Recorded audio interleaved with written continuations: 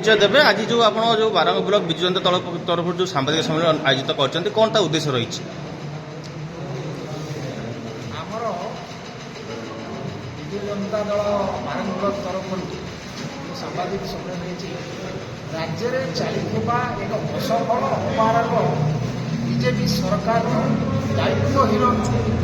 कार्य और जनस्वार्थ विरोधी कार्य विरुद्ध केतक सूचना आपण माध्यम पहुँचवा सह विभिन्न समस्यार समाधान निमंते आम ये सामाजिक सम्मेलन कौन कौन सब आज्ञा रही आपण मैंने जानते विद्युत एवं कृषि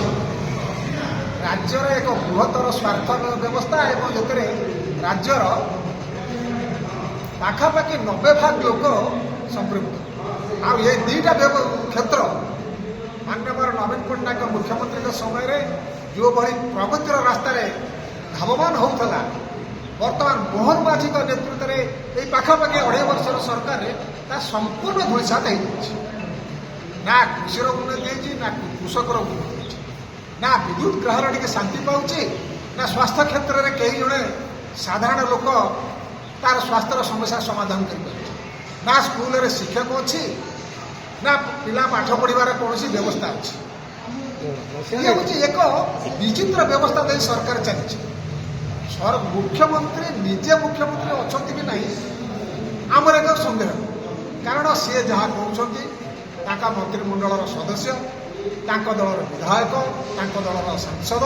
एवं सर्वोपरि दलर जो मैंने कर्मी आउ दायित्व अच्छा दलीय दायित्व से ग्रहण कर ये जो अव्यवस्था भितर ओडिशार भाग्य वर्तमान सूताक्षरे झुली ताहा